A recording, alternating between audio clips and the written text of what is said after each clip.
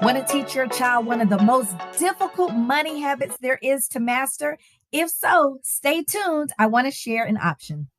Hey, parents, one of the most difficult money habits to master as a young person is the savings habit. Yes, saving money. Saving money is probably one of the most difficult to master because it requires discipline, it requires self control, it requires a level of patience that often our young people don't exercise enough because we operate and live in such a microwave society where we can literally press a button on our phone and see results right away.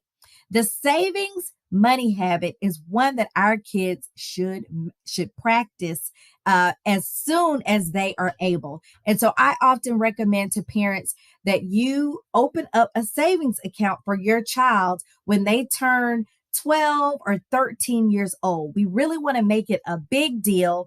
And this is a great money lesson that you can implement and take action on during the school year. But this is the option that I wanted to introduce you to. When it comes to savings accounts, we have so many options. There are so many options, but one that is often overlooked is a look at our local credit unions. So I'm going to leave a link in the notes about where you can find a credit union near you. But credit unions are excellent institutions for your kids' first savings account. As a matter of fact, it was the place where I opened my first savings account, or where my mom actually took me to open my first savings account was with a credit union. An option that's often overlooked. Technology is taken over, and while I am a big proponent of fintech and new ideas, the great thing about credit unions are, one, it will often offer lower fees or no fee accounts, right? So they will have special programs set up just for your kids. And listen, not just for your kids, but for you as well. Another great benefit of working with a credit union is that they often offer better interest rates, more favorable interest rates. And while interest rates are really low across the board, credit unions will often have better rates than most. So the reason that they are able to offer better rates, lower fees, is really because they don't have the overhead that larger financial institutions may have, because they don't have the hundreds of thousands of employees, or they don't have the hundreds of brick and mortar buildings to take care of. And so because they don't have that level of overhead, they are often able to pass on the savings directly to what they call are their members. So make sure you take a look at your local credit union as an option to open up your child's first savings account, and do so right away. The longer they have to practice the savings habit, the better they will become at it, right? It's like building a muscle. When you go to the gym, it takes time of lifting weights to really build that muscle and to become strong. And we want our kids to practice strengthening that savings muscle so that when they are out on their own, it's just automatic. It is done without hesitation, and it's something that they've been practicing, so it's no big deal. So I want to hear from you. Do you currently have an account with a credit union? What has your experience been? And would you open up your child's first savings account with a credit union? Let me know in the comments.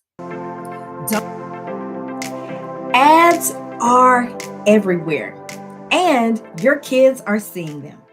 A new study shows just how much our children are pounded with marketing messages. And over the course of a typical day, guess what? Our kids are seeing up to one branded message per minute. And while it's natural that we just want to reduce that number overall or make it go away, instead, I want you to join me today as I share 3 hacks to make your kids smart, savvy shoppers. Okay, here's the lowdown. There was a study conducted in New Zealand at the University of Otago where it wanted to quantify the presence of marketing in our children's lives. So, this is what they did. They strapped cameras to about 90 kids over the course of 4 days. Then they counted the number of marketing messages that those cameras captured every 7 seconds. The result was over the course of one 10-hour day, our children were exposed to 554 branded images, or roughly one branded image every minute. Now, most of the exposure happened while the kids were at school. About 30% happened while they were at home, and about 12% happened while they were in stores. And while this blows my mind, I'm not totally shocked. So today I'm going to share 3 hacks to disrupt those lures of these marketing machines and to make your kids smart, savvy shoppers. All right. So the very first thing I want you to do is to educate your kids about advertisements. Yep, I want you to start breaking it down, telling them, explaining to them how these advertising messages are trying to make them buy something. And it's really important that at every age, our kids start to figure out the difference between an ad or a commercial and the actual content that they may really be trying to watch and enjoy. I want to make sure our kids resist them from falling prey to all of the financial mishaps that can happen when they don't know the difference. So, you may be familiar with some of the most common ones. One is the bribe, right? Where you get a free toy when you buy a product, and then they encourage you to collect all 4 or all 6, right? We see those a lot with takeout foods, Happy Meals, where they put these small toys or games in cereal packets, right? You may be familiar with where they use cartoon characters, where the cartoon characters that your child knows, likes, trusts, tells you about a product to make it more attractive to them. So make sure you are calling these things out as you see them. Number 2, I want you to show your kids the money. And what I mean by this is show them the savings that happens when they practice comparison shopping. What happens when they look at the best bargains? I want you to talk to your kids about buying items in bulk or why you buy items in bulk, why you use coupons, and what you're doing with the money that you saved, right? Like, have those conversations. Number 3, most importantly, I want you to teach them how to say no. Okay. They are going to be hit with sales, special offers, and we really want to teach them how we don't have to buy everything just because it's on sale. We want to buy things when there's a need, right? We want to show them what you actually do to dodge sales pressure or to avoid making impulse purchases. In our money camps for kids, we dive into this topic and really help your kids become smarter consumers and teach them ways that they can avoid falling prey to the kinds of marketing tactics that can really mess up their finances. So, listen, it is time to start raising elite customers. We want to give them the tips and the tools to defeat these marketing machines and really equip our kids to be the smart and savvy consumers we know they can be. It's story time, so check this out. I was 18 years old when my mom took me to open up my very first savings account.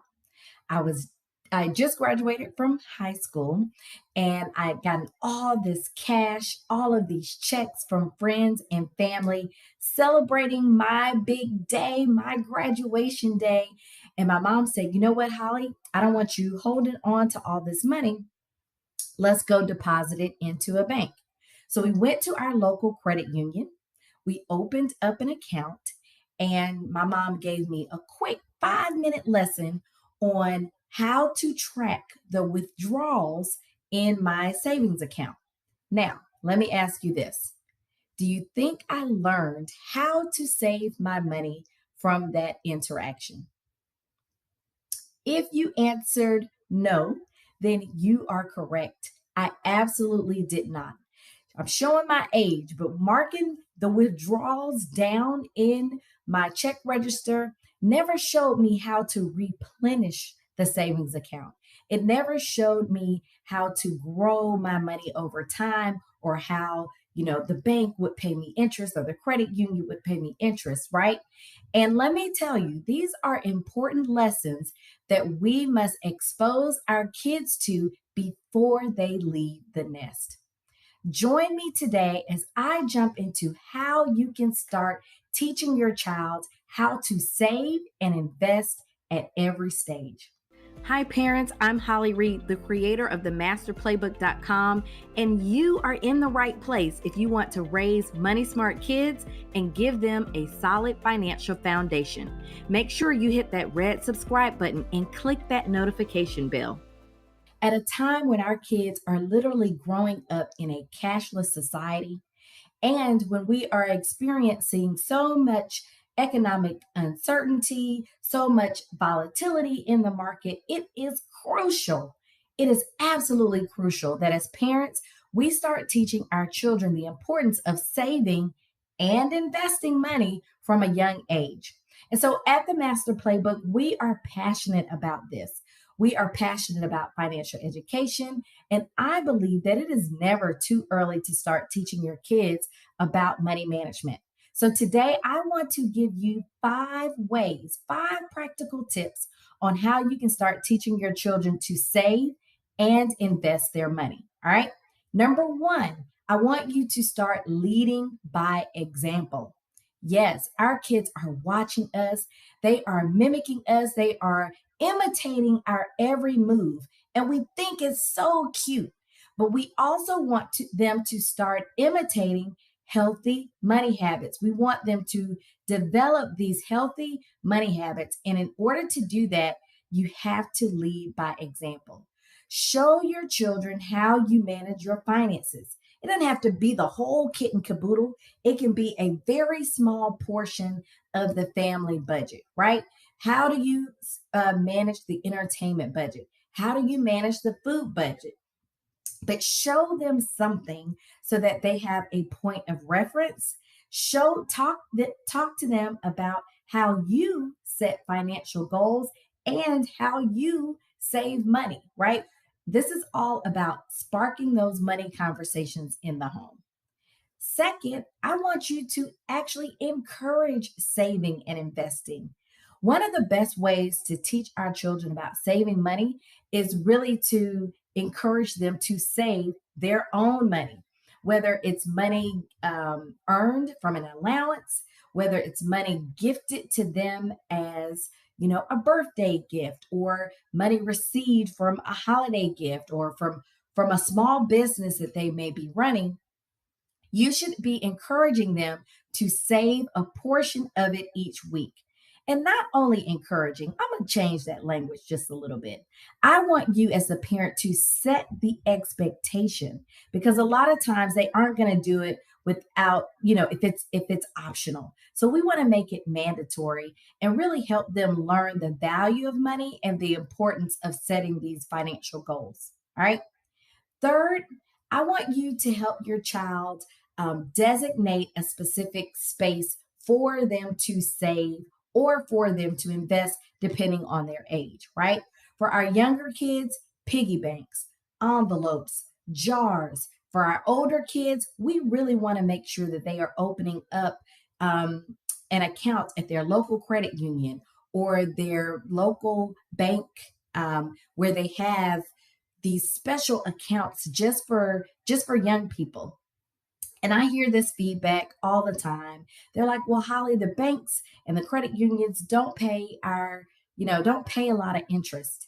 And I understand that. You're absolutely right.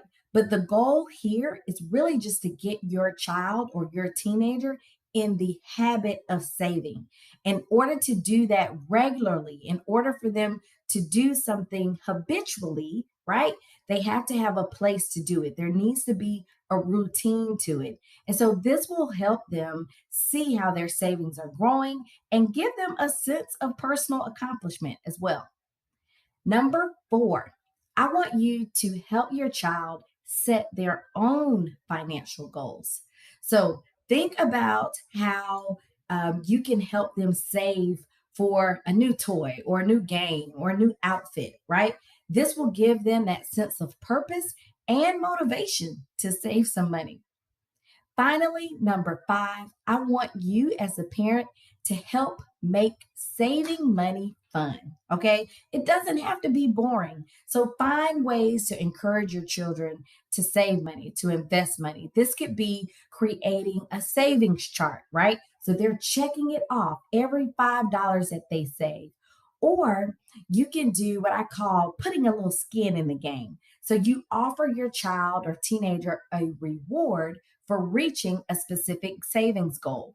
And that reward could be either their favorite treat, more screen time, something that they're really going to value. Another reward could be if your teenager saves 50% of the amount of the item or the experience that they're saving for, you will gift them the other 50 cents, right? Or the other 50%. And all of this, all five of these tips, it's just so important for us to start taking these steps, being very intentional, because we want them to grow up to be financially responsible adults. And so by instilling these habits in your kids from a young age, we can really help our children build that strong foundation that's going to secure their financial future. And so at the Master Playbook, we believe that financial education is essential for everyone, right? And we are committed to providing these resources, providing the support to help you, to help your kids be better equipped to teach your children about money management. So I would love for you to check out our resources. You can go to themasterplaybook.com/store, or you can invite me to come out for an interactive and engaging workshop for you, for your family, for organizations that you may be involved in. But here's the most important thing: every day can be teach your child to save day, right? Every day. By taking the time just to teach your children about money management, you can really help them build a brighter financial future. It's all about planting the seeds. When I was 12 years old, I started collecting piggy banks. Now, I had over 30 piggy banks, and as a child, I had set a goal to fill all of those piggy banks with loose change and coins that I would find throughout the school year. Well, I never quite achieved that goal as a kid, but if I did, I still would not have known how to manage all of the money.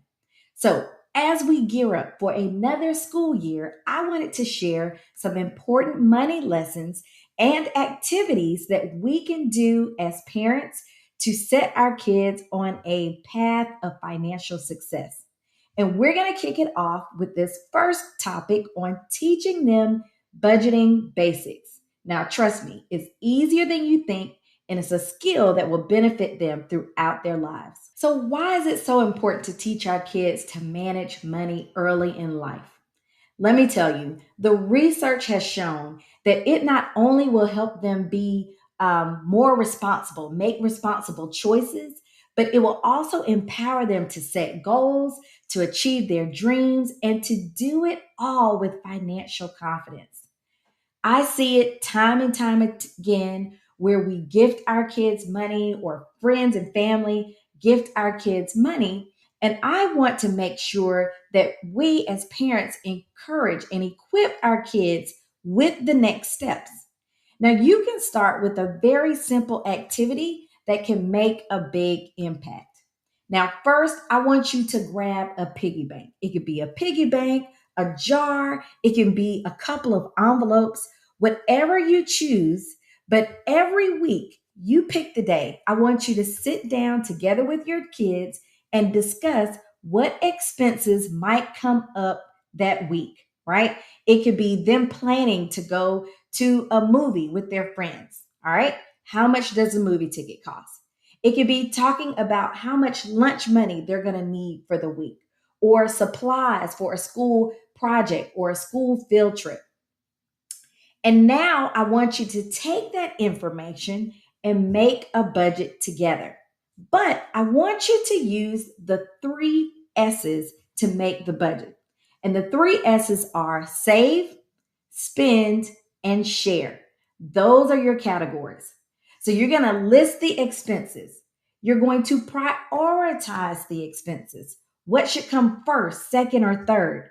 And then I want you to allocate those funds into those three activities: spending, saving, or sharing. Or you can always use one of the more popular rules of budgeting, like the 50-30-20 rule, where 50% of the money goes towards their needs, 30% goes towards wants, and 20% can go towards saving and investing. So when you do this, this not only will give your kids a sense of responsibility, but it's also going to really challenge them and encourage them to think about the choices that they're making with their money. You can also take this a step further and issue your kids a budgeting challenge. Now, this is where you're going to give your kids a certain amount of money for a specific time frame, let's say a month, right? You're going to have them plan out their spending. So make estimates and write out how much they're going to spend during the month on what. You want them to track their expenses. And then at the end of the month, you guys get back together and review and see how did they do. This is a great way, again, to instill those budgeting skills, give them some practice, but you're doing it as a family and can really make it a fun challenge for all the kids in the family. So remember, it's all about helping our kids understand the balance between spending, saving, and giving. And so by allowing them to practice, involving them in budgeting decisions, allowing them to make independent choices, we are actually empowering them to make thoughtful choices. And this is going to prepare them for their own financial future once they are out of the house. So, are you with me? I want you to grab that piggy bank, those jars, those envelopes, sit down with your kids once a week and start the conversation about budgeting. These are the little steps that we can take today that will lead to bigger and long lasting benefits for their financial future. And that's what this is all about. We want to teach your kids budgeting basics and really want to watch them grow to become financially confident and financially independent young adults. So, to each of you, I am wishing you a year filled with valuable life skills, valuable financial wisdom, you sharing this wisdom with them. Today is National Teach Your Child to Save Day, and this is a great reminder to help your child master the skill of saving and investing their money. And so this is how it works. Saving money is probably one of the most difficult money habits for our kids to master because it requires patience. It requires self-discipline and it requires self-control. So it's definitely a skill that we want to introduce them to early on and visit frequently so that they can build that savings muscle. And so this is how it works. Anytime our kids earn money, anytime our kids are gifted money for celebrations, for gifts, for graduations, you want to make sure you guide them and instruct them to save a portion of their money. It could be 10%, it could be 5%, it could be $5, it could be $2, whatever it is you want them to start with. And you want to teach them the concept of paying themselves first. So instead of giving their money to Shein, or instead of giving their money to Chick-fil-A or Amazon or Pretty Little Things or Fenty, whatever it is that they're interested in, you want to encourage them to pay themselves first. And then that you want to make sure that they're putting it away in an envelope, a piggy bank. But more importantly, if they're over 12, if they're 12 and up, I highly encourage you to open up a savings account at your local bank or your local credit union, right? Often they have great rates for kids. And this is, again, an important step in teaching them to build that savings muscle, right? You want to show them that by saving their money in a bank with a financial institution, that the bank actually pays them just to save their money. How do they pay them? They pay them through interest, right? And so every month when those bank statements arrive, or when they arrive, whether they arrive in your inbox or they arrive physically in the mailbox, you want to take that opportunity to open up that bank statement, review it with your child, have them review it with you after you've done it a couple of times to make sure they understand and see how their money is growing. Stay tuned for part 2 as I stress the importance of using National Teach Your Child to Save Day as a learning opportunity to encourage our kids to save and start building real wealth.